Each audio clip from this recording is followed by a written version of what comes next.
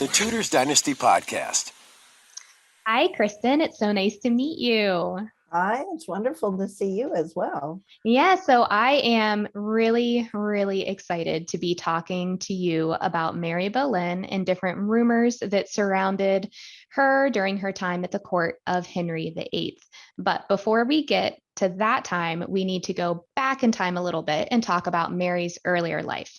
So we know that a teenaged Mary Boleyn served Henry VIII's sister, Mary Tudor, in France in her time as the French queen in the year 1514. So that my first question for you is there any truth to the rumor that the French queen's son-in-law and Henry VIII's great rival, King Francis I, called Mary Boleyn his quote unquote English mare? So what can you tell us about this relationship between Francis and Mary, and did this quote actually happen? So, well,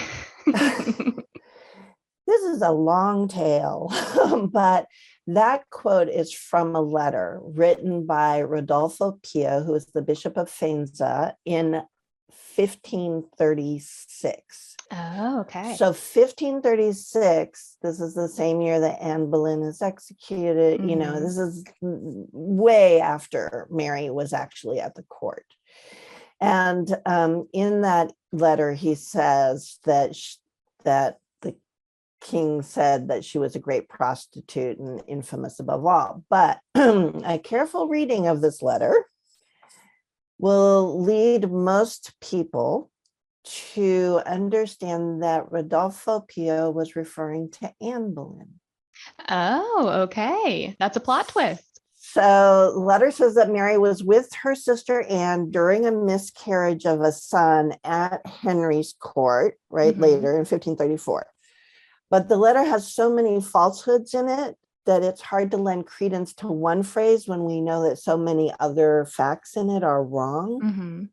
So you sort of, you know, when you're judging a source, you look at the author's perspective, you look at, is there other things in the document that make it relevant and reliable? Can you tease out pieces that work?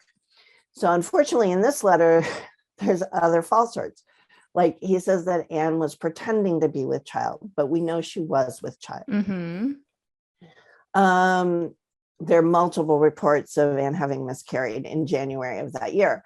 And so there's that piece of it. And then the other thing is that Nicholas Sander, 50 years later in 1585,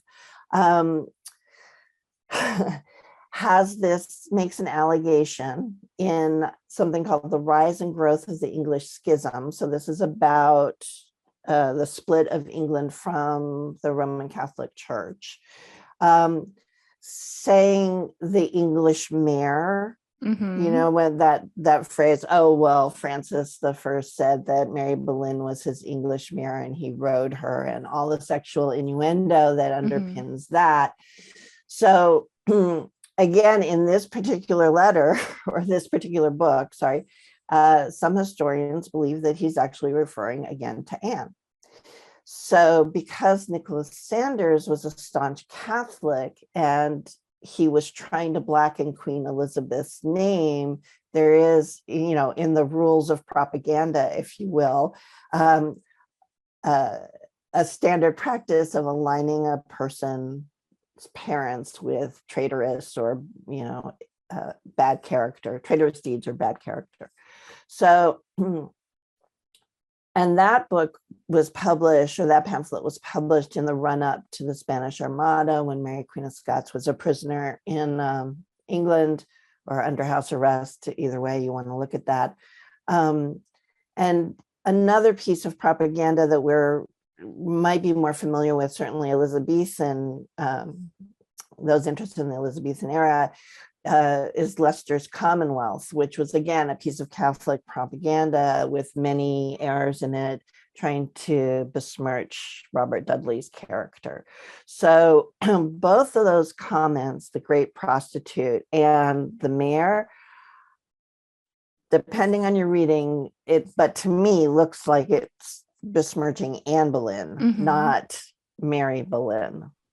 Oh, okay. That's really interesting. That kind of helps to dispel like one of those big rumors about Mary's earlier life, because I feel like so much that a lot of people think that they know about Mary later is based on that reading of her possible behavior at the French court. And that's really, really interesting. I know Sander was known to have some heavy allegations against Anne Boleyn, so I don't think it would be terribly Too far a surprising. stretch. Yeah, I don't think that would be much of a stretch at all. So yeah, that's really interesting. Thank you for that. So there, yeah, I mean, the thing that's helpful for me to remember is that these are not contemporaneous Mm-hmm. behavior. So it isn't like somebody at the French court saw Mary Boleyn go into Francis's bedchamber and said, oh, she's the mayor, the English mayor, the great whore, whatever. That didn't happen. We don't have those records. So I'm going to go with, I'm not convinced. Okay, well that's good to know. I feel like that definitely answers the first question. And then that makes it so that I feel like we can move Mary out of France and into England now. So we know that she ended up marrying William Carey, who was one of Henry VIII's courtiers and favorites, in February of 1520. So pretty soon after we think that she would have returned from France. So what do we know about her marriage to William Carey? And is it true that the king himself might have arranged the marriage and actually attended the wedding? And when I say the king, I'm talking about now Henry VIII. Yeah. Right. So we don't know if Henry VIII attended the wedding, and we don't actually know if Henry VIII arranged the marriage. It could just have easily have been Thomas Boleyn, Mary's dad, who arranged the marriage. It could have been her mother, Elizabeth Howard Boleyn, who arranged the marriage, because Elizabeth Howard was also at court. Mm-hmm.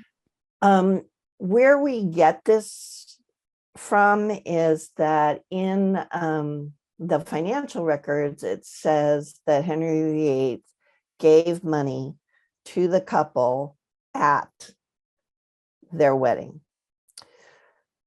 The issues, well, at the marriage of.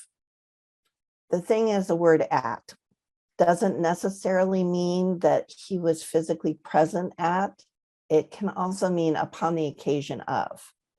So that opens the door to, oh yes, and I gave this money to the Boleyn Carey couple. They're so cute. Here, have some money. And, when you're looking at the record, this the king's offering, it says the king's offering on Saturday, 4th February at the marriage of Mr. Carey and Mary Boleyn.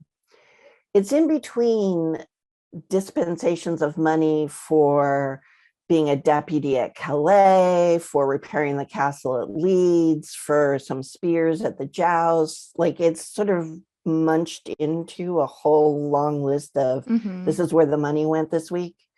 And so there's no further text that would say, and he wore this, or it was in the afternoon of. So we're missing some of those details. Okay, that makes sense. It was just more like one item in a long list of expenses. It wasn't anything special to say, and look at what the king did by gifting them this money when he attended their wedding. Instead, I think it's important to point out the different meanings of the word at. Like you said, that it could really just indicate upon the occasion of. And I think that's pretty typical of sources in the Tudor period. So that's an important distinction to make. So thank you for that. That's I think, just as, for listeners, if they have access to the Oxford English Dictionary online, the OED online, it's really useful to go and look at the way language was used at the time, because the way we use it is different. And it's really handy to recognize not only are there no spelling rules in the 16th century and that people spelled their own name multiple ways, but that all of those prepositions and adverbs, and they could mean so many different things. like there's in the same paragraph, there's money for anchors and other things to a messenger from a king, for velvets and silks. It's just Mhm. thrown in there. Okay, well that's good to know and a good tip for people to check out if they do have access to the OED. Mm. Okay, so now we're going to move into the juicier stuff a little bit, Kristin. So your next question, what do we know about Mary's relationship with Henry VIII? Do we know like when it might have started or ended? And do we actually have any proof of them having a sexual relationship? Well, we do have proof of them having a sexual relationship from the king's own mouth. Okay, So that's pretty trustworthy source. I'm going to go with that's a trustworthy source. During the annulment proceedings with Catherine of Aragon, King Henry VIII was asked if he had slept with Mary Boleyn and Anne Boleyn's mother, Elizabeth Howard Boleyn. Mm-hmm.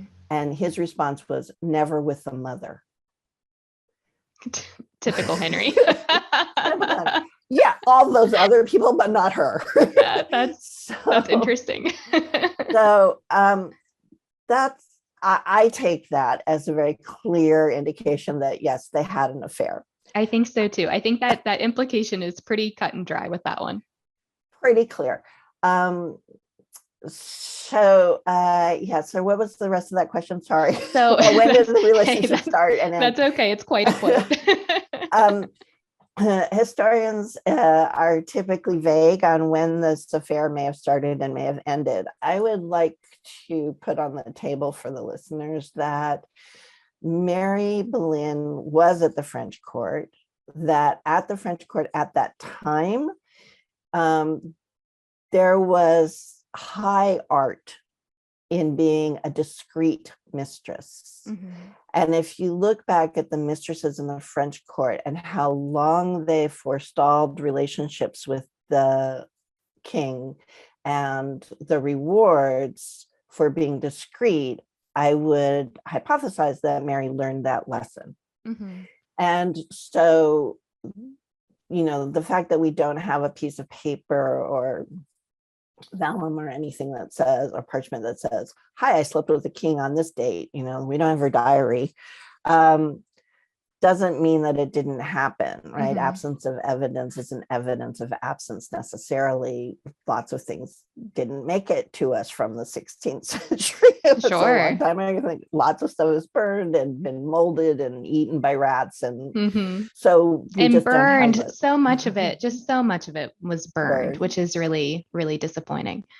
So, but I'm going to just jump ahead a little bit and say that because I firmly believe that Catherine Carey and Henry Carey are both the children of Henry VIII and Mary Boleyn, that the affair had to start at least 9 months before Catherine Carey's birth. Mm-hmm. We know that Catherine Carey was born before Henry Carey. She's the elder sibling. Mm-hmm. For a couple hundred years, we thought it was the reverse, but it's not. And therefore, we're going to have to work backwards from Catherine Carey's birth. Mm-hmm. And say, yes, it started then, which means that it would have overlapped a bit with her marriage with William Carey. That while she was married to William Carey, she was sleeping with King Henry VIII. And I'm good with that. I think that makes a lot of sense to me. I know a lot of listeners will not agree with that, and that's good. Historical debates are wonderful. It's our version of a blood sport, so we might as well enjoy it. There is some evidence at the time of rumors of Henry Carey's, specifically of his relationship to Henry VIII, mm-hmm. Including John Hale, who was a vicar, who stated to the Privy Council that he had been shown the 9-year-old Henry Carey, wandering around the court someplace, identified as the king's son. So he told that to the Privy Council. And and his quote is, moreover, Mr. Skidmore, who is also a relation of the Boleyns and Howards, did show me young Master Carey saying that he was our sovereign lord, the king's son, by our sovereign lady, the queen's sister, whom the queen's grace might not suffer to be in the court. Now, poor John Hale was executed 2 weeks later. So he may have just been throwing out everything, knowing that his fate had been sealed by something else. Yeah, that's interesting. I don't think I've actually come across that quote before, at least not that I can remember. I know a lot of people think that it's possible that Catherine was his son, but that Henry was likely William Carey's. But you're falling pretty firmly with Both were the saying that kings. both were the king's sons. And then do you think that it was convenient for Catherine or for Mary Boleyn to have been married when she became pregnant with Catherine, because it would have been reasonably or reasonable for the king to have denied paternity Yes. if he needed to? Yes. Okay. And also typical of what happened in Francis I's court in France. Yeah. So there is a series of gifts given to Mary Boleyn and William Carey that seem to mark the length and duration of what I believe is the king's relationship with Mary Boleyn, including the gift of a house where he met Mary Boleyn. So those things are sort of fun to take a look at. Another marker that's been used in this argument is Henry, the king, taking Mary Boleyn to see the ship Mary Boleyn. Yeah. And so either the king named the ship for her, or someone else has posited that that was a ship owned by Thomas Boleyn, the dad, that the king had just bought. But again, sort of odd that the king is taking Mary to show her the ship. Yeah, that is carries odd. her name. Well, and do you have like a rough time period for when that happened? Do you happen to know?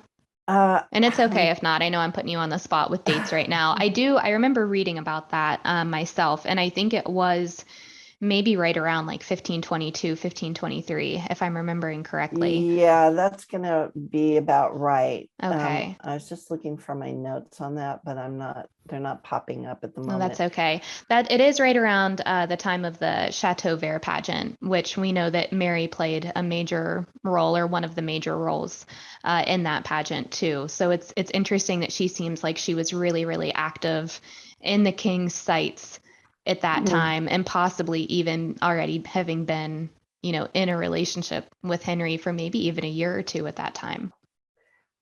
I believe so. And I believe while popular culture is using the Chateau Vert pageant as a way that Anne and Henry's,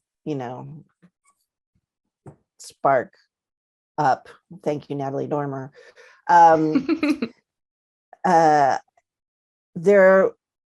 It's Mary whose constancy and faithfulness and sort of carries through that. And I think, there's a painting that's recently been re-identified as Mary Boleyn that was part of a collection of paintings called the Nine Beauties. And I think that that's just like the tip of the iceberg of our revisioning of who Mary Boleyn was.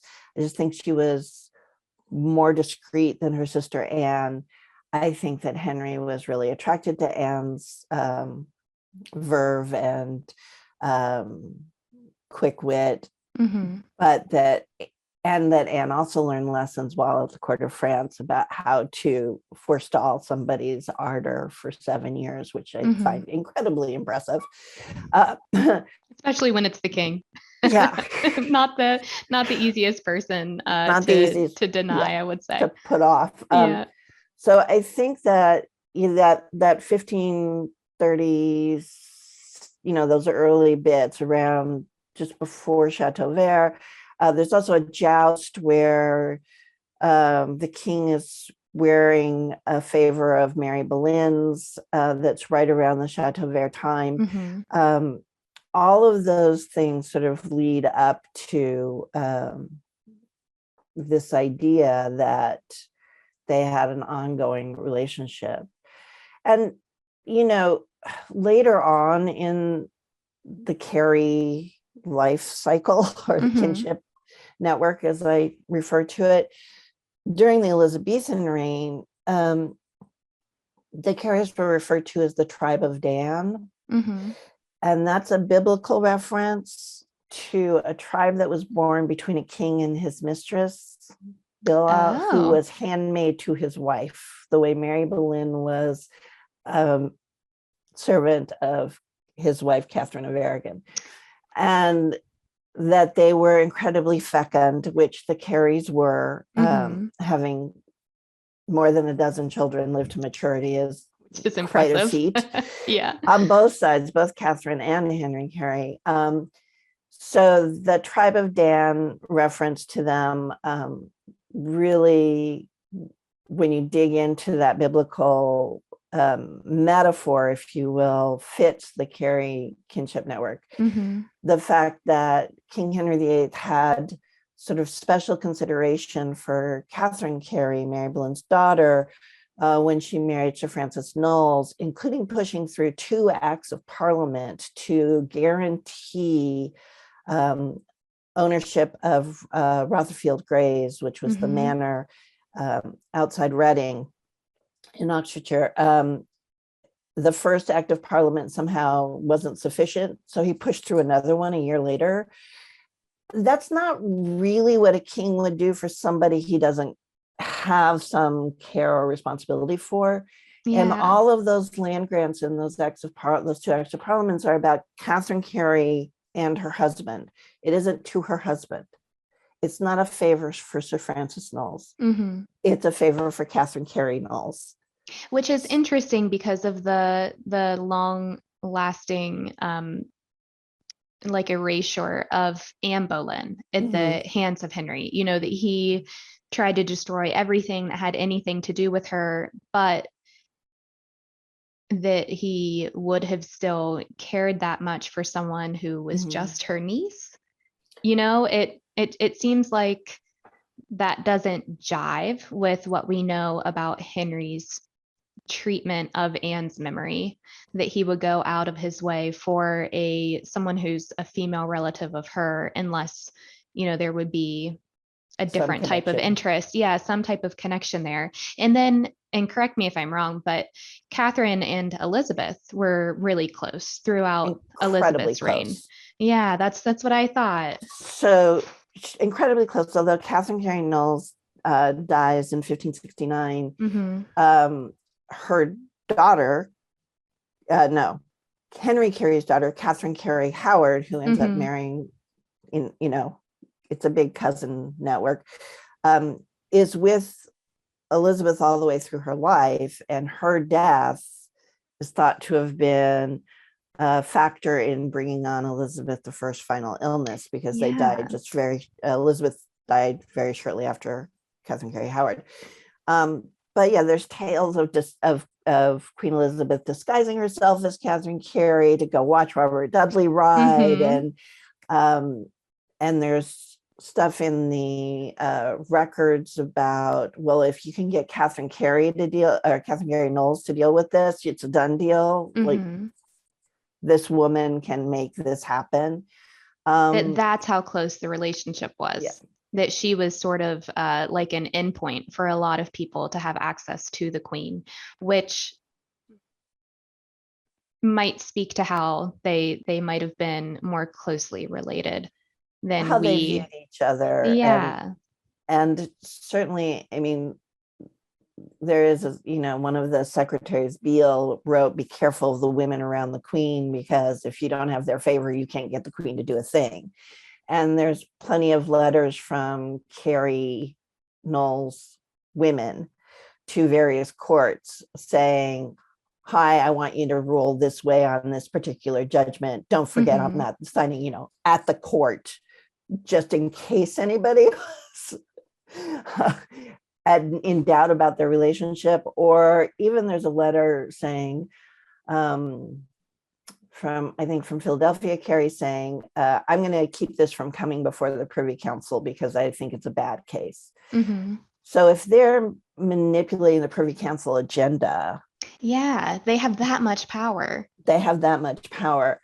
So between being called the tribe of Dan, between the incredibly close relationship, Henry VIII plucking Catherine Carey out of sort of nowhere to be a maid to Anne of Cleves, which, you know, there were plenty of women who would have wanted that post. He didn't have to pick the niece of a disgraced queen that he had executed. So all of these things combined with some land grants and some,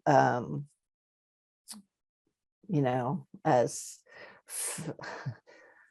favors that the king gave to William Carey really make me think that both those children were the kings. And throughout the relationships, all the land grants and orders include the women on the titles for all sorts of things. So, which is unusual. Most of them don't. Most of them are to the man, you know. Yeah, that's really interesting. I feel like that's that family is just like the perfect case study of women's agency at the time, which I know you know, since that's that's your family. It's my family. You're more than aware of that. So I have one last question for you. So so I appreciate you sharing your take on what you think is the likely paternity of Mary Boleyn's two children.